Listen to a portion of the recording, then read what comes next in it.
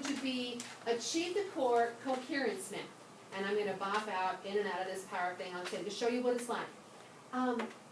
If I'm working with a student on a particular standard and they are unable to understand that standard, I want to have ways to either have a task there for me or to know what happens before it, what happens after it. So if I was going to Google the words, achieve the core coherence map, up the silk I would come. Achieve the core is the organization that's handling it, and it's going to say get started. It's free.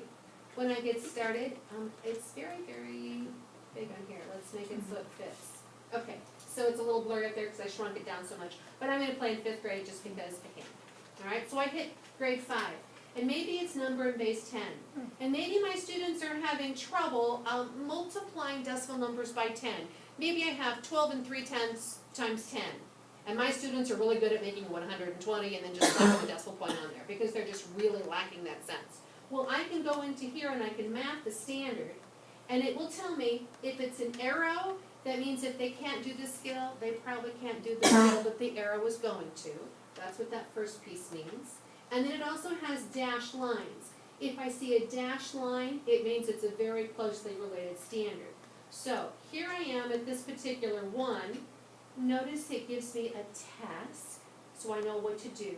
It tells me how to solve it. It lets me download it free as Creative Commons. It tells me if they don't do this, they won't be able to do these things. And then closely related to it is number in base 10, number 1. And if they can't do that, look, it's back mapped. So if they can't do that, what's the piece that they are missing in the foundations?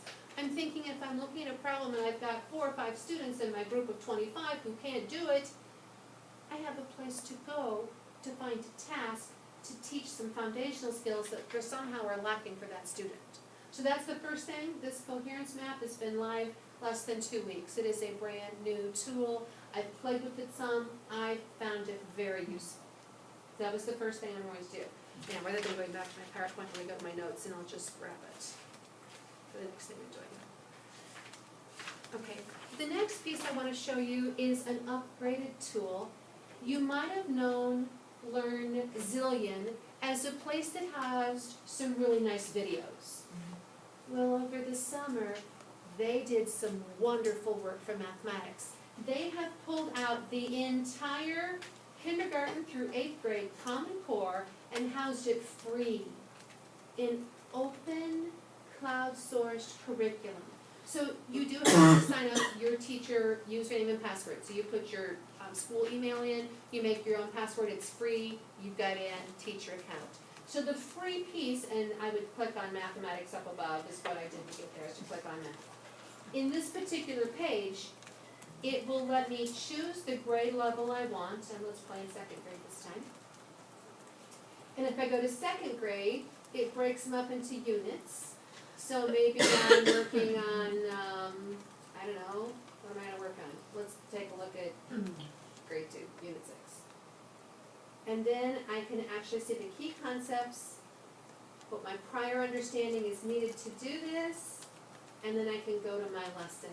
In my lesson, I have a avatar talking head. It will talk to me. I can begin the lesson. And I think because I'm shrunk down, it's not going on there. Let's see if I can make it full screen. Okay. It has a video, a 1 minute and 16-second video. We have learned that rods represent tens and cubes represent ones. And I won't make you listen to it, but you get the idea that it's easy for them to understand. It has questions. It's wondering things that the students should be considering after hearing that. It's got another little video that takes it even farther. And as we go through this, it wraps it up, explains, and then I am in a preview mode. I didn't pay for the full version to get all of my reports, so I would suggest you be in the free mode as well. But then what happens here is that I have questions that I can ask. So if you need to say, I really need to work with a student on this particular standard and you don't want to make up questions that match it, it's here. If you want the student to practice this on the computer, you can. They could log in with a school account as well and log back out so that it's not collecting any information on your student. So that's Learn Zillion. Diane, can I ask you a question about that? Do you know what the cost is if you go to the free version? Is it very expensive? I do not have that information. I know that if you pony up for the full fee of it, they will take the Learn Zillion resources and match them to your actual curriculum textbook. So if you have a Pearson textbook, they will align all their lessons with you. If you have a Houghton Mifflin textbook, they will align it with you. If you have a Eureka textbook, they will align it with you. If you have a Everyday Math, they will align it with you. Okay, and you can get reports that way.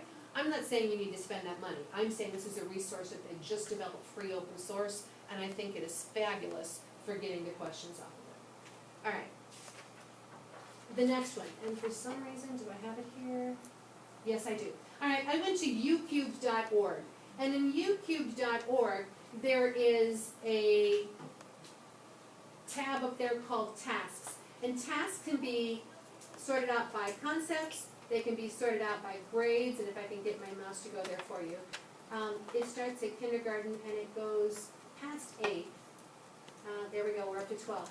If we're looking for rich mathematical tasks, I have things ready here that are kid-friendly, that are free, that have good question stems already made for you if you're looking to lack on something.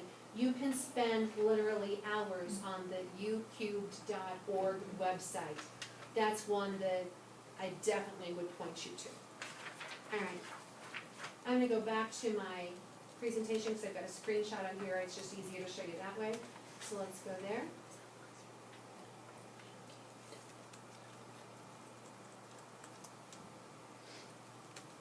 Okay, so we talked about Learn Zillion. We talked about ucubed. This one is called Which One Doesn't Belong? WODB. Which one doesn't belong? That's what that's standing for. Now, this is a screenshot from their main page. And I want all of you to take a look at the center one on numbers, the 9, 16, 25, 43. And in your own mind, you figure out which number doesn't belong and why. 43. Okay, anybody like 43? Sure, I said 16. You said 16. Okay, I want to have all sorts of talks about this because I said 9. Okay, let me hear the 43 crowd. Why does 43 not belong? Because it's not a square. It's not a square number. Do you agree with that? 3 squared, 4 squared, 5 squared, 43. Doesn't fit. Okay, 16? Even. Oh, 16's even. 9, 25, and 43. Oh, not even. 9. Why doesn't 9 fit? Not 2 digits. It's a single digit number. And its Now, digits don't add up to 25. Why doesn't 25 fit? Oh. Oh, look at you. Wow. I just saw something else. Okay, something else. 1, 2, 3, 4, 5, 6. Look at, you can. The 9 doesn't fit. So the 9 doesn't fit, because all those digits. Now, also, take a look at what's 1 plus 6? Yeah. 7. What's 2 plus 5? What's 4 plus 3? It's 9.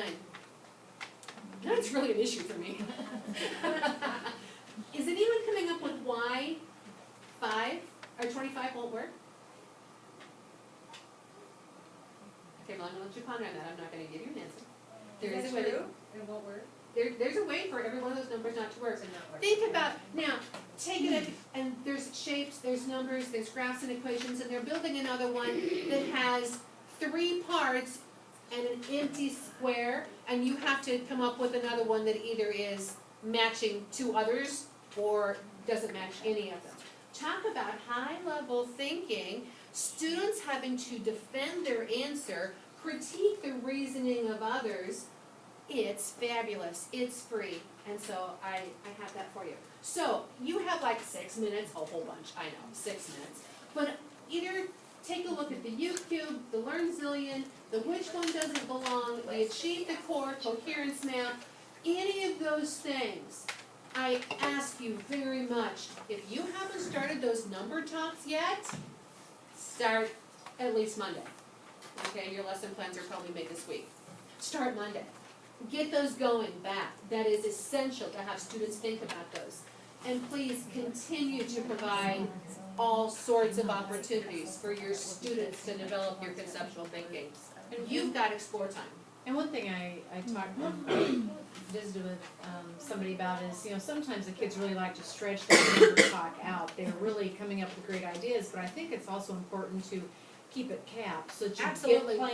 get to go on to what you actually plan for the Right. day. And also it makes them want to, you know, Come come back back and again have some more, you know, so. 5 to That's 15 important. minutes, and that includes your transition time if you're moving them away from their desks. That's move time in the whole 9 yards. And, you know, if you're just starting with a fresh batch of students, maybe you really do wanna start with dot cards. Get away from actual digits, so we don't get that level of stress going on. And you can review your notes from last year on that, or you can see me for more. Including, if you wanna reach me, the easiest way to reach me is by email. And I won't promise same day response, but I'll try to get back to you within 24. Alright, so those resources, Learn Zillion, U cubed, which one doesn't belong, Achieve the Core Coherence Map. And I will share my PowerPoint with Diane and she can pass it out to you if you want direct links. Folks, we need to start effective questioning. We need to have students talking to us.